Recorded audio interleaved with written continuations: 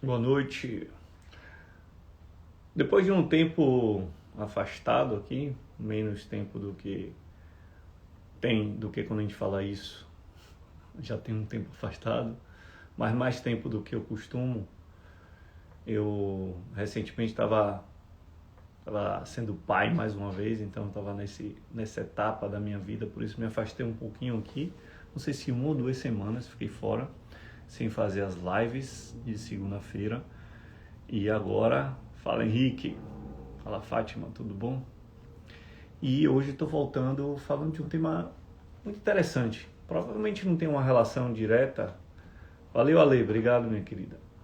Com o que você espera encontrar aqui no canal para autoestima, para timidez. Só que sim, tem uma relação com esses temas também e vai além disso. Eu vou falar sobre adversidades que a gente encontra na vida, como enfrentar esses desafios. Valeu, Henrique. Obrigado, querido. Como enfrentar esses desafios e como não enfrentar esses desafios. A vida... Obrigado, Fátima. Valeu, gente. Obrigadão pelo carinho de vocês. Muito bom. Tô muito feliz com essa nova membro da família. Uma princesinha a mais. E eu li um livro certa feita. O nome do livro é O Velho e o Mar, de Ernest Hemingway. Não sei quem já leu aqui, mas é um livrinho muito pequenininho, extremamente interessante. Ele me relevou a uma reflexão. Eu vou fazer um spoiler do livro, porque é um livro muito antigo, e spoiler a gente só dá de coisas novas, que vocês talvez não tiveram tempo ainda de assistir ou de ler e tal. Eu só não vou falar o final realmente para não estragar.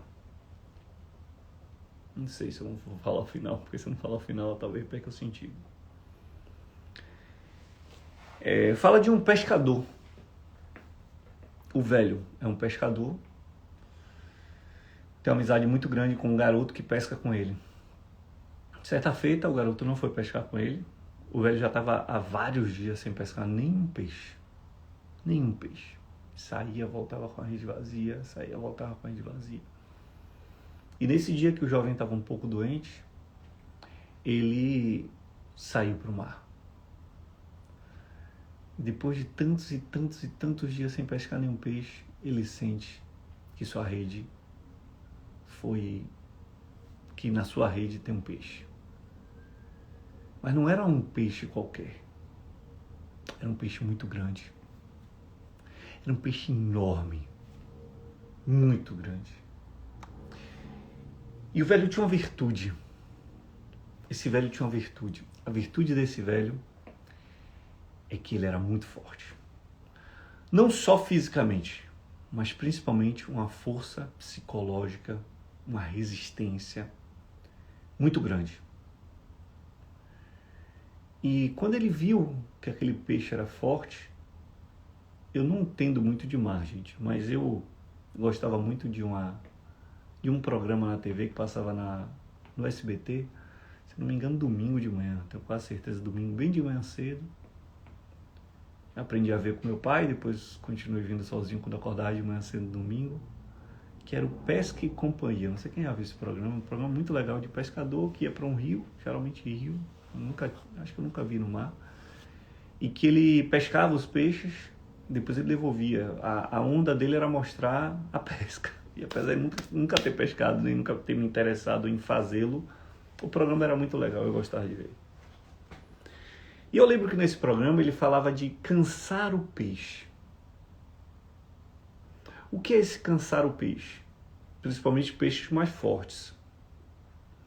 Ele ia dando um pouco de linha para o peixe, travava, que o peixe se movimentava, travava, segurava um pouco, depois dava mais linha, depois puxava um pouco, e nesse movimento ele ia cansando o peixe, porque ele está no movimento de força com as mãos, e o peixe está fazendo força com o corpo todo e ainda está com um anzol aqui na boca. Então qual é a onda? É muito bom esse pronome. Qual era a onda ali? Cansar o peixe. E o velho, quando pega esse peixe muito grande, o que ele vai fazer? Cansar o peixe. Só que o peixe é muito forte. Muito, muito forte. E começa a arrastar ele. E ele vai tentando puxar a rede e o peixe vai levando, vai levando, vai levando, vai levando. E vai passando um dia, passam 24 horas, passam 48 horas. Esse velho vai consumindo todos os itens do barco, vai ficando sem comida, vai ficando com a mão toda desgastada. Mas ele não desiste. O velho se mantém firme no seu objetivo. Boa noite, Maria. O seu objetivo que era, dessa vez, conseguir voltar para a praia com o peixe. E o final não é feliz. Não vou adiantar qual é o final, porque realmente seria spoiler, mas não dá muito certo. E não dá muito certo porque esse velho, na minha percepção, estava lutando, vamos dizer que o peixe grande fosse uma adversidade. Vencer o peixe grande era como um ganhar da adversidade, ter um bônus na luta contra o problema. E é como se a força dele tivesse lhe atrapalhado. Porque quando temos um grandíssimo problema, ser forte pode nos levar a uma teimosia no enfrentamento desse problema. A gente pode querer achar que falta fazer mais força. Pouco antes de ler esse livro, eu tinha lido a Odisseia, de Homero. Um livro clássico que conta a história de outro grande navegador, Ulisses, que para os gregos se chamava Odisseu, por isso o nome do livro é Odisseia, porque é a volta de Ulisses, ou Odisseu, após a guerra, que todo mundo conhece aqui, a Guerra de Troia. Então, ele sai de casa, o filho tinha acabado de nascer, Telêmaco, e ele vai para a guerra, ele não queria ir para a guerra, e ele vai para a guerra contra os troianos. Essa guerra se arrasta por 10 anos, e na volta para casa, ele arruma uma treta, um problema com o rei do mar, Poseidon, e ele tem que voltar pelo mar. Arrumou a treta com a pessoa errada, mas não foi de propósito não. Ele arrumou a treta com o filho de Poseidon, sem saber que era o filho de Poseidon, e aí Poseidon quer se vingar dele. E ele tem a maior dificuldade de voltar para casa. Ele demora mais de 10 anos para voltar para casa. Mas ele volta. E eu gosto de comparar essa história do velho e do mar, do velho e o mar, com Ulisses, porque, pense bem, vou narrar aqui para vocês entenderem, e depois a gente avançar para o ponto que eu quero chegar. Ulisses, depois de ficar 10 anos na guerra, todos os povos gregos sabiam que estava havendo essa guerra. Todos os reis estavam nessa guerra. Até aí tudo bem.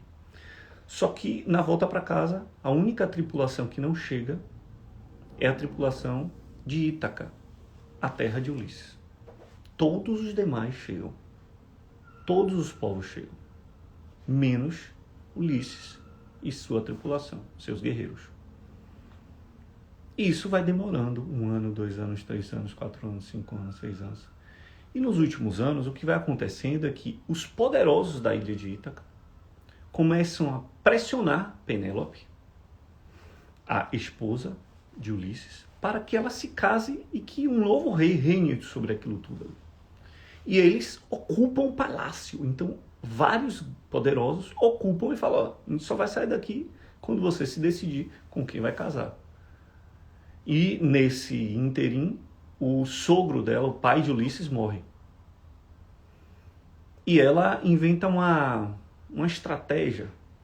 Ela fala assim, poxa, eu não posso deixar que o, que o meu sogro seja velado, fique no local, sem que tenha uma vestimenta colocada lá para ele e tal.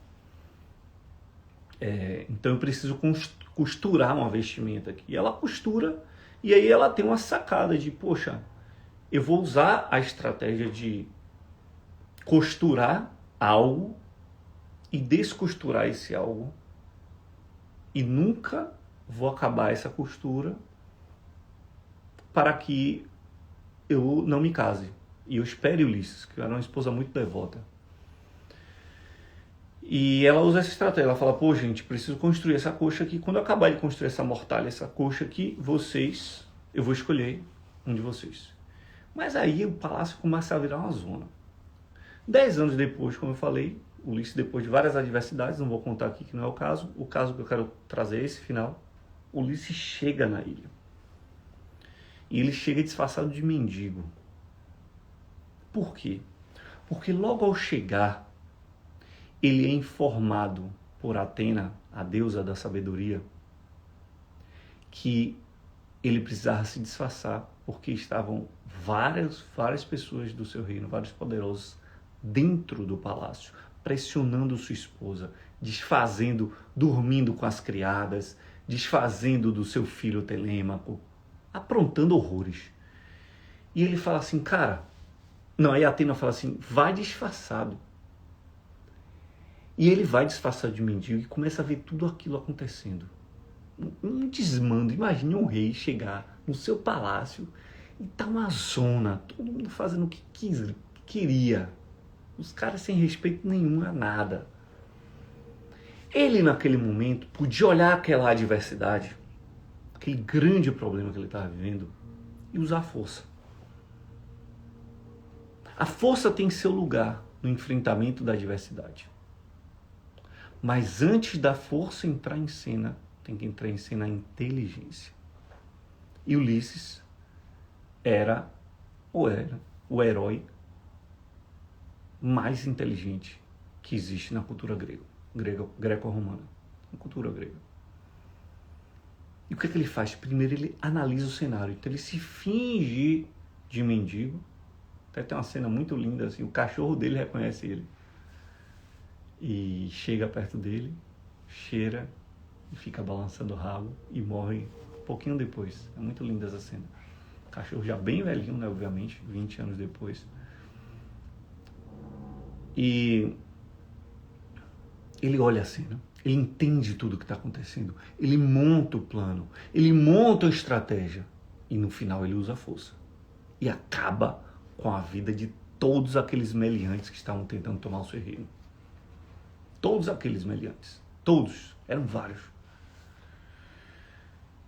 Qual a diferença de Ulisses para o velho do conto, do livro de Hemingway, O Velho e o Mar? Os dois têm força. Mas Ulisses escolheu o momento certo de usar a sua força. Antes, utilizou a inteligência para ter uma estratégia correta e ativar a sua força.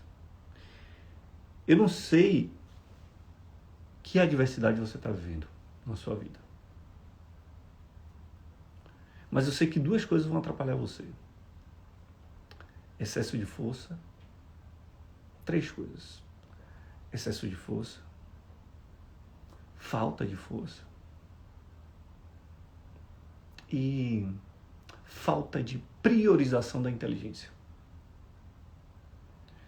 O excesso de força necessariamente vai fazer com que você meio que não priorize a inteligência. A falta de força faz com que esse momento apropriado da inteligência de analisar o cenário faça com que você não tenha força para agir pós-análise e fique adiando, procrastinando uma ação necessária. Toda situação adversa precisa ser atacada em algum momento. Não se resolve sozinho. Não se resolve sozinho. precisamos olhar uma situação adversa, desafiadora, difícil da nossa vida, dar esse passo atrás da inteligência, entrar como Ulisses entrou no seu palácio, como um mendigo, para entender. E olha que legal essa metáfora, né?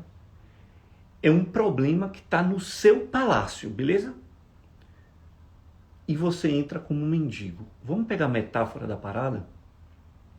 A metáfora é a seguinte. O palácio é a sua psique. O palácio é a sua vida. O palácio é a sua casa. O palácio é a sua relação com o dinheiro, com o marido, com o filho, com o chefe. O palácio é algo seu. É uma metáfora, beleza? Você não pode entrar com o jeito, a mentalidade que você tem hoje. Você tem que entrar com a mentalidade de um estranho. É o mendigo que entra no palácio. É um estranho que entra no palácio. Para que nessa análise possa olhar com um olhar diferente. Se você quiser enfrentar a adversidade que você está enfrentando, que você vem enfrentar, com a mesma mentalidade que você entrou, você não vai ter uma boa saída. Isso é muito interessante porque eu tinha um mestre de filosofia que falava um negócio interessantíssimo sobre isso, né? Sobre os problemas. Uma linguagem muito simples que ele utilizava, ele falava assim: se você entrar pelo cano, você tem que sair pelo cano. É fantástico. É fantástico, velho. Porque qual é o problema? A gente entra pelo cano, mas a gente não sai do cano. E fica reclamando. O cano é apertado.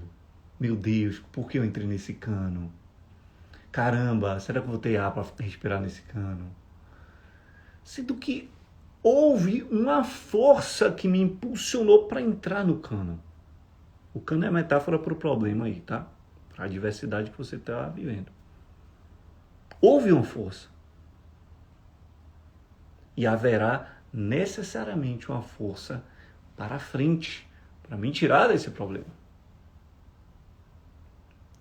A gente não percebe que é como se... E aí o ser humano tem isso de maravilhoso. O ser humano tem uma coisa fantástica e muito perigosa, chamada adaptabilidade. A gente é muito adaptável, velho. Isso é muito bom, isso é muito ruim. Isso é muito bom, porque ser adaptável fez com que, apesar de toda a dificuldade, bicho, vários judeus conseguissem sair dos campos de concentração. Olha aí. Milhões morreram. Beleza, mas e os que sobreviveram? Adaptabilidade. Os caras conseguiram, de alguma certa forma, se adaptar a uma situação extrema de crueldade humana. É fantástico isso. Porque ali é um cano, vou voltar a falar do cano, ali é um cano que só se sai daquele cano resistindo. Porque o cano, aquele cano é, de fato, o cano da resistência. Porque te colocaram naquele cano. Não dá. Tem canos que a gente entra mesmo. Nossa força e vontade. É, exatamente, Fátima. Eu tenho que tirar aqui, porque meu óculos é pra longe. Vou ficar sem ele, melhor, né?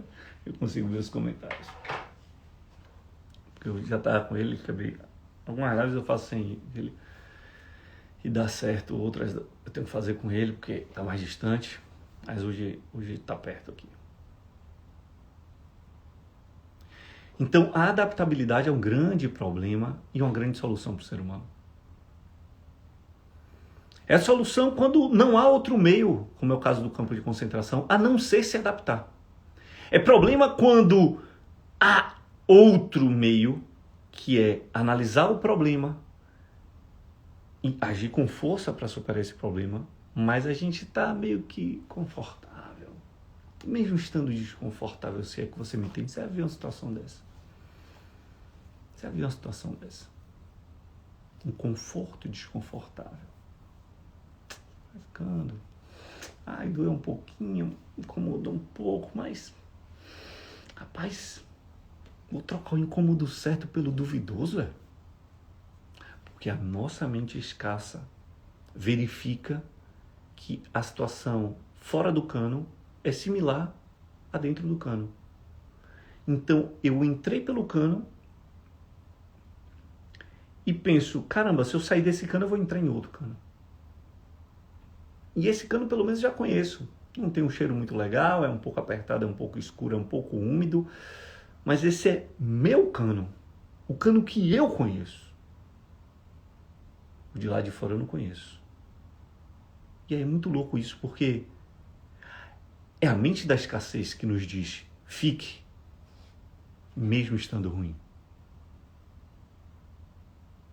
É a mente da escassez falando pra gente, fique, mesmo estando ruim.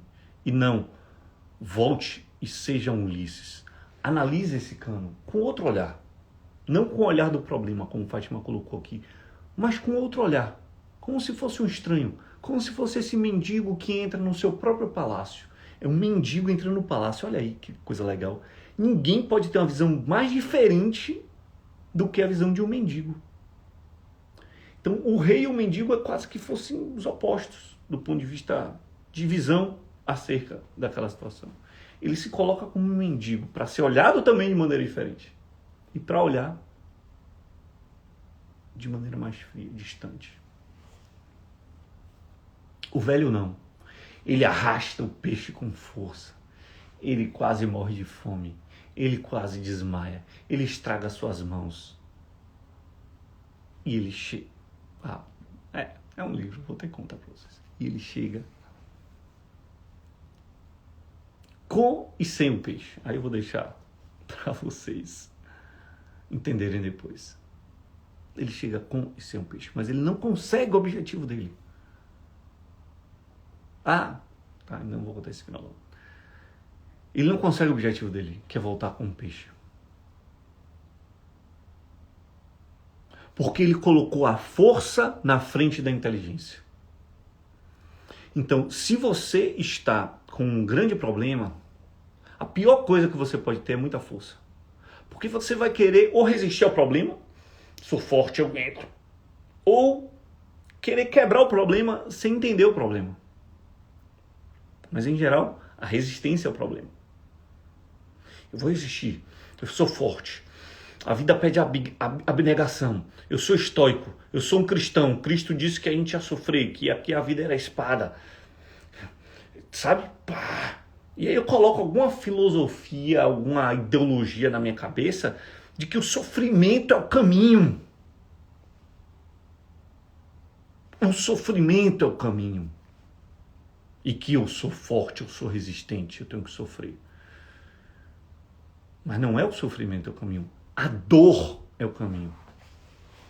Buda fala de uma maneira maravilhosa que existe uma coisa na doutrina budista que é muito interessante. Ele fala sobre as 4 nobres verdades.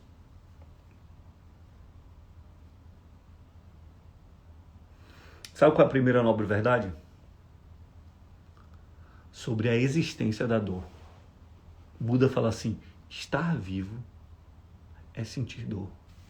Cara, é maravilhoso. Como eu falei, recentemente minha filha nasceu. O nascimento é dor para a mãe e é dor para a criança que nasce. A criança nasce sentindo dor, pessoal. Porque a dilatação máxima que vai ter, 10, 11 centímetros lá do canal. Mas olha a largura de um ombro, de uma cabeça de uma criança. É doloroso. Nascer é doloroso. O ato do nascimento. E a partir daí, gente, como eu estou falando, vou trazer esses exemplos aqui de uma bebezinha que eu estou em casa. Limpar o olho dela é doloroso para ela. Estar suja, com a fralda suja, é doloroso para ela. Estar com fome causa dor. Então, a dor é praticamente um sinal de vida. Olha que loucura. A dor é um indicador de que, sim, você está vivo, você não está no paraíso. Sua alma não desencarnou. Você está aqui, ó, aterrado.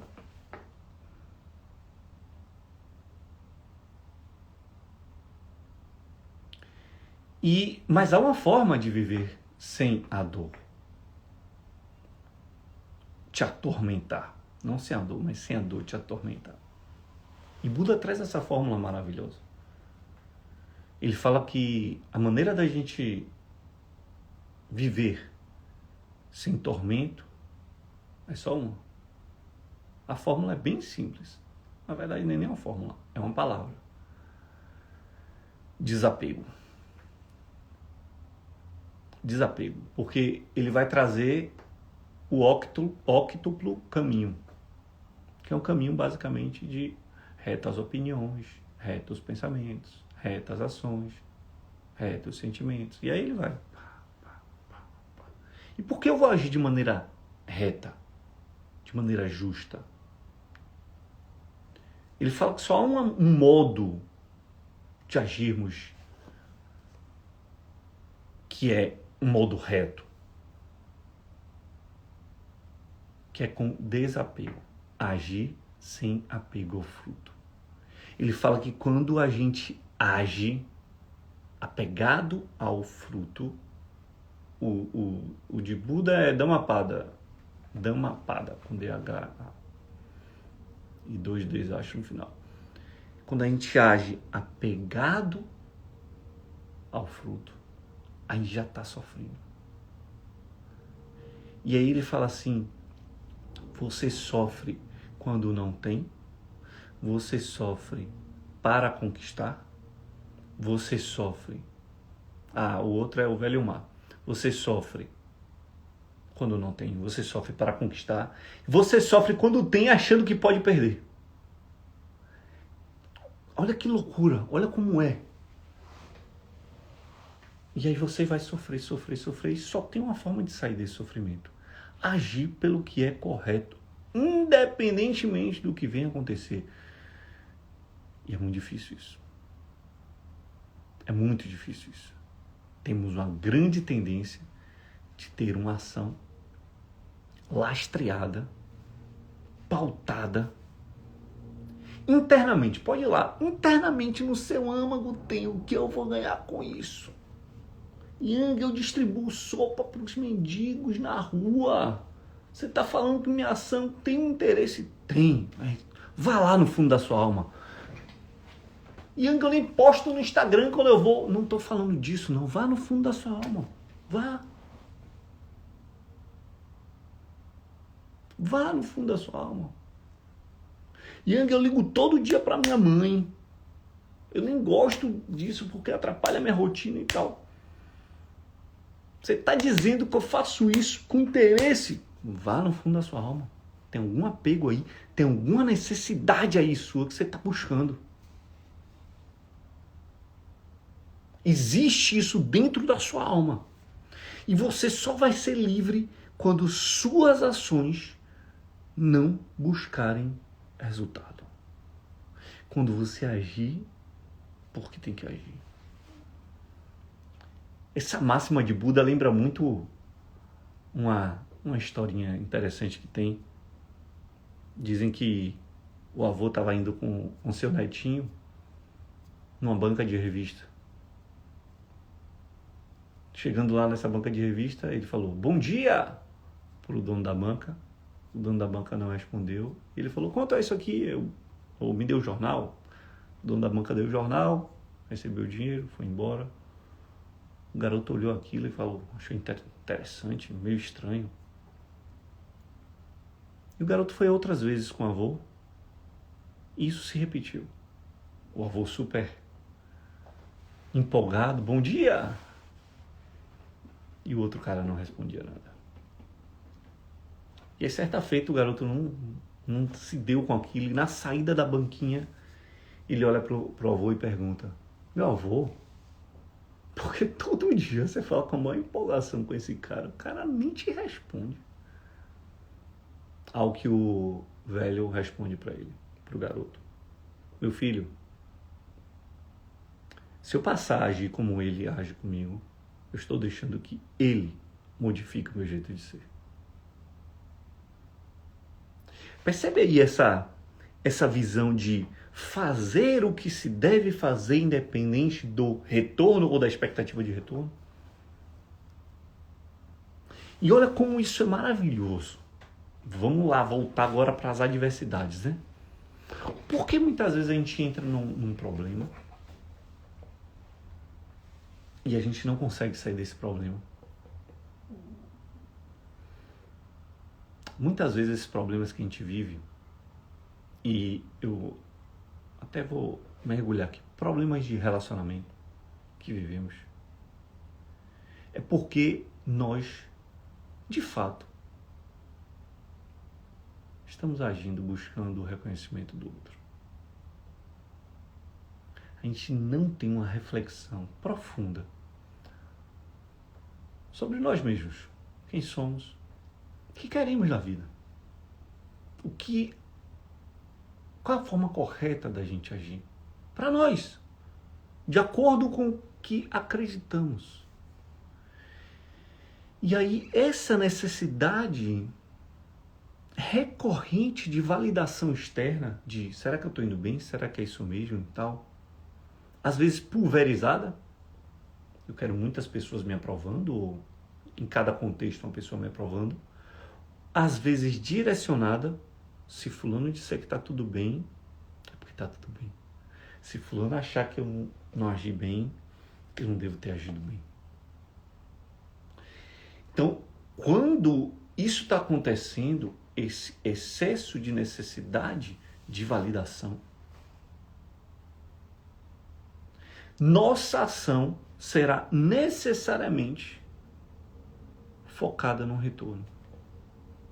Porque o que a validação é, validei, dei o ok ou não dei ok para você. Por isso que há essa sabedoria que Buda traz da ação sem apego ao fruto. Agir porque tem que se fazer assim. Ponto! É maravilhoso. É maravilhoso. É muito interessante isso. Eu tô vendo um seriado magnífico, muito legal da história de Jesus, que é The Chosen. Eu até recomendo que vocês assistam, Os Escolhidos. Ele tem a primeira temporada toda no Netflix e depois as duas outras eu assisti pelo próprio aplicativo do seriado, da série, que tem um aplicativo e você assiste gratuitamente. Muito legal. E tem uma cena muito interessante. Jesus chama seus discípulos, os 12 discípulos, e manda que eles possam ir de 2 em 2 para algumas terras para fazer curas, levando unções, óleos, e pregando a palavra e fazendo curas, coisas que só ele tinha feito até aquele momento. E um dos discípulos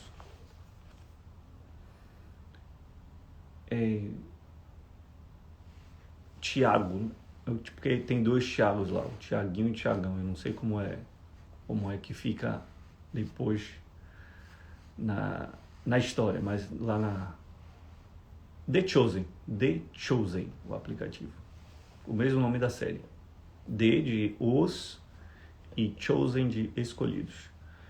E o pequeno, o Tiago, o pequeno, ele é coxo, ele manca. E aí ele fica agoniado com aquilo, né, cara? Quando Jesus vai lá, cure. Porque ele já viu Jesus curar várias pessoas paralíticos, mancos, não sei o que. Ele falou, caramba, ele ficou noiado com aquilo, né? Rapaz, como é que vai ser isso? Aí quando Jesus dá a ordem que vai saindo assim, ele chama Jesus e fala, mestre, deixa eu te pedir uma coisa. Se você puder me curar, seria muito legal. Aí Jesus fala assim, você ainda tem dúvidas que eu posso? Você já viu tanta coisa, meu filho? Ele fala assim, porque sabe o que acontece, mestre? Imagine, eu vou curar outras pessoas, sendo que eu mesmo sou manco. Que viagem é essa? Ele não falou com essa. Ele não era baiano, né, gente? Ainda ia falar que viagem. Se ele fosse baiano, ele ia falar: que viagem é essa, velho? Como é que eu vou chegar lá? E falar: eu vou te curar. Se eu ainda sou manco. Que onda, né? Ó, se ligue. Aí Jesus falou assim: querido, eu curo as chagas, as dores das pessoas, os problemas físicos que as pessoas têm, para curar o coração delas. Olha que maravilhoso seria você, que não é curado fisicamente, poder curar outra pessoa. Ninguém poderia fazer esse trabalho a não ser você. E aí, algo mágico acontece na cabeça de Tiago. Ele começa a acreditar. E por isso ele cura pessoas também. Mesmo não estando curado ainda. Parece contraditório, mas o que eu estou falando é agir pelo dever e não pelo retorno. Jesus não falou assim: vá lá, cure que depois eu te curo, vai ter um retorno. Ele falou assim: você é o cara para fazer isso. Exatamente porque você é o desacreditado. É o que todo mundo vai olhar e falar: esse cara aí, coxo, vai me curar.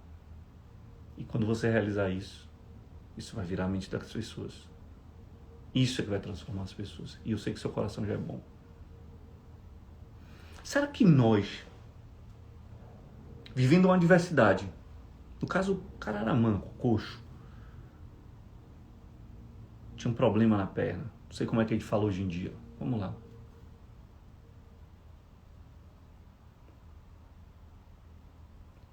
Temos realmente a condição de agir pelo nosso dever e não pelo desejo? O desejo dele era ser curado, óbvio. Ele está com Jesus ali na sua frente. Só que ele vai agir pelo dever. Isso mostra o valor de um ser humano. E isso é que te afasta de problemas. Gente, vamos lá. Pense aí. Fora problema de saúde, tá?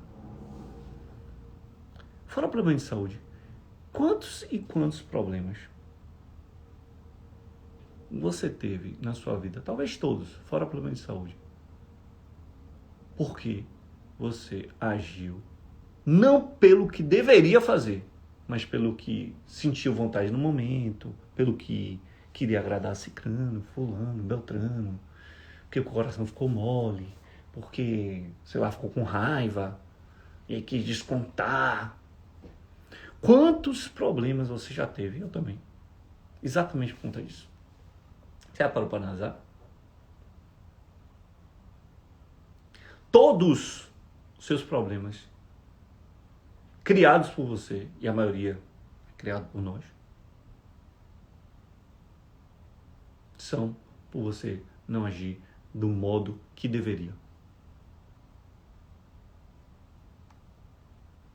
E o dever é dever mesmo, é lá em cima. Dever, não é dever porque o governo, porque não sei quem, porque meu pai mandou. Não é esse deverzinho, não. É deverzão, com D maiúsculo. Ó. O dever da sua alma. O que sua alma pediu. Aí a pergunta é: você está ouvindo sua alma? Você tem escutado sua alma? Tem conversado consigo mesmo? Tem meditado? Ou tá no automático? Tá no automático da vida.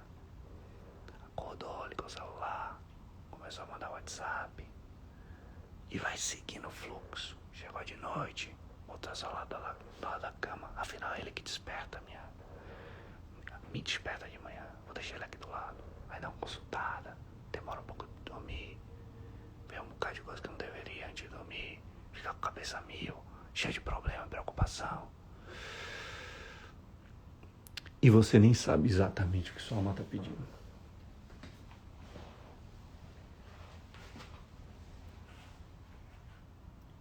Porque já é muito difícil agir de acordo com o que a alma pede.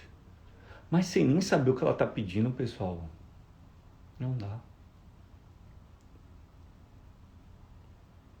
Simplesmente não dá. Ouça sua alma. Entenda o que ela está pedindo de você.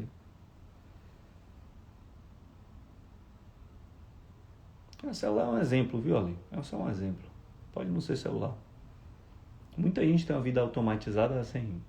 Muito antes de celular, muita gente vive a vida de maneira robótica. É um exemplo. É um exemplo muito eficaz, porque é muito viciante. Mas a pergunta é, você sabe para onde sua alma está querendo te levar? Qual o sentido de você estar aqui mesmo? Qual o sentido de você estar aqui mesmo? Você. Pare para pensar. Tem uma palavra maravilhosa do latim que a gente hoje apequenou muito essa palavra. Como quase tudo hoje em dia na nossa cultura moderna, pós-moderna. A palavra é vocatio. Vocatio para o português é traduzido como vocação. Está muito pequena essa palavra hoje. Parece, vocação. No terceiro ano eu vou fazer um teste vocacional. Mas o ideal é que fizesse no primeiro ou no segundo ano, porque eu já sei se eu gosto mais de exatas ou de humanas. Ok, gente. Não desprezando essa ferramenta, que até tem seu valor, mas o que os gregos e romanos, posteriormente, entendiam como vocatio era vocatio. Convocar, não tem isso? Convocar é chamar. Convocar, o com é sempre junto, né? Mas o vocatio é chamado. Então a vocação é um chamado da sua alma. Tem algo nesse atual contexto que a gente está vivendo. Nesse contexto. Na família que você nasceu. Na cidade onde você mora. Com o corpo físico que você tem. Com as doenças que você tem no seu corpo. E com a saúde que você tem em outros órgãos aí. Você só está pensando onde falta saúde. Mas a cada coluna doendo, você tem centenas de ossos bons no seu corpo. Mas a gente está olhando a coluna que dói. A coluna que dói. A cada fígado que dói, a cada estômago que dói. Tem não sei quantos órgãos e partes do seu corpo que estão ótimos. Mas a gente foca no que não está funcionando. A gente é complicado.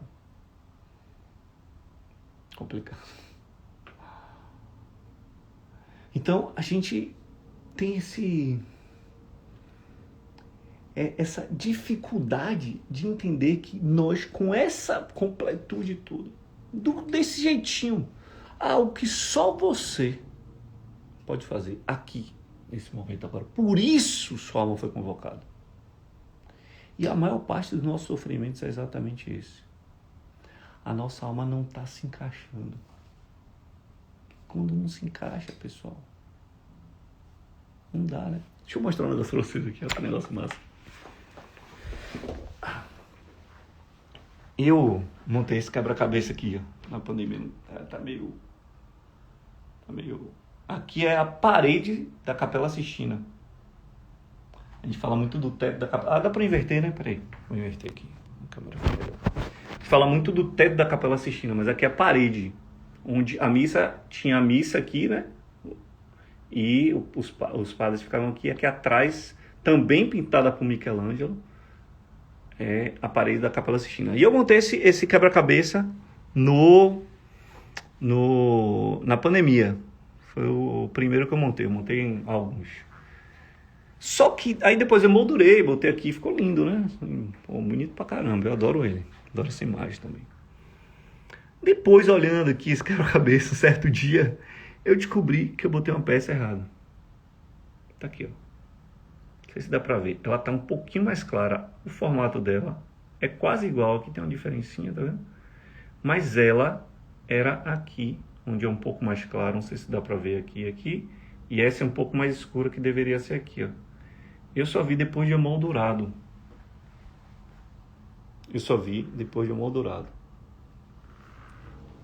O que eu quero dizer pra vocês com essa metáfora aí da peça? A gente pode até parecer que encaixou, que deu certo, mas há um lugar específico, um modo específico de você agir nesse plano. E eu não estou falando só do ponto de vista profissional, não, tá? Mas sim, também conta muito esse lado profissional. E também não estou falando de ganhar dinheiro. Porque não é sobre ganhar dinheiro. Você acha que esse cara aí, Michelangelo,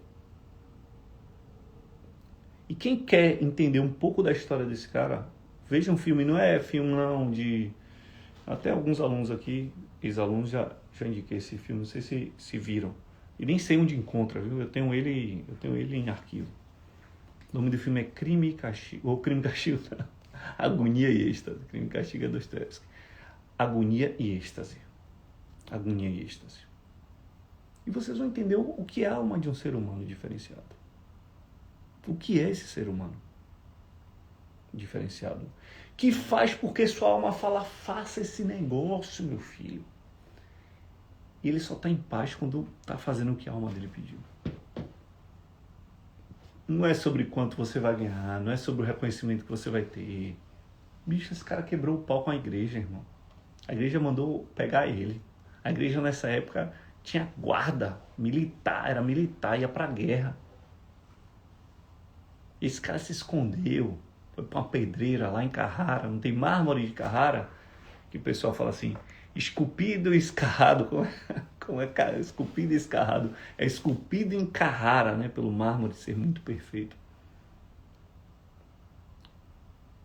Então, quando a gente olha seres dessa magnitude de entrega, a gente entende que, voltando ao foco aí da live, que muitas das adversidades que a gente cria é por falta de ouvir o chamado da nossa alma, fazer o que nós devemos fazer por dever e não por prazer, e não buscar retorno das nossas ações. Então acho que resumão da nossa live é isso. Ouça sua alma, faça o dever, não busque retorno. E aí, não só as adversidades externas, mas internas também serão superadas. Esse é um convite que possamos fazer isso para superar as adversidades. Porque a gente não é mais forte por viver problemas. A gente é mais forte por superar. Superar não é passar por eles. Superar realmente é... Aqui já está feito. Isso aqui eu já aprendi. Beleza? Obrigado, Fátima. Um beijo, gente, todo mundo que viu. Live hoje um pouco mais demorado do que o normal, mas acho que valeu. 50 minutinhos aí de live. Um abraço. Beijo no coração de vocês. Tchau, tchau.